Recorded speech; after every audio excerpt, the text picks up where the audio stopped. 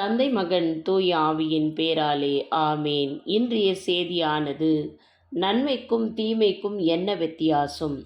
நன்மைக்கும் தீமைக்கும் உள்ள வித்தியாசம். நன்மை என்பது பிறருக்கு உதவும் நேர்மறையான எண்ணங்கள், செயல்கள்.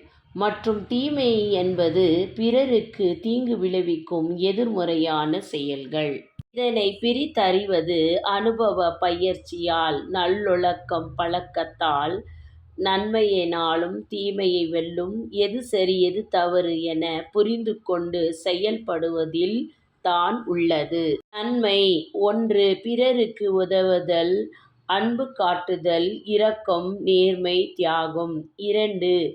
சமூகத்திற்கு பயனுள்ள ஆக்கப்பூர்வமான செயல்கள். உதாரணம்: ஒருவருக்கு உணவு அளித்தல், துன்பத்தில் உதவுதல், உண்மையாக பேசுதல். தீமை ஈவு 1. பிறருக்கு துன்ப விளைவித்தல், பேராசை, பொறாமை, பொய், வன்முறை. 2. சமூகத்திற்கு தீங்கு விளைவிக்கும் அழிவுக்கான செயல்கள். வித்தியாசம் அறிவது எப்படி? பயிற்சி.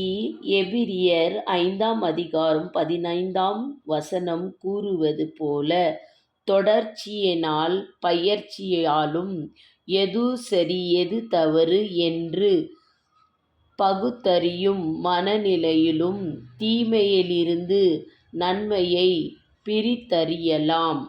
நன்மையால் தீமை வெல்லுதல். ரோமர் 12:21 அன்படி தீமையால் பாதிக்கப்படும்போது அதற்கு பதிலாக நன்மை செய்து தீமையைக் கடந்து செல்லுவது. சுருக்கமாக, நன்மை என்பது அன்பு கூறுவது, உயர்த்துவது. தீமை என்பது அழிப்பது, தள்ளிவிடுவது.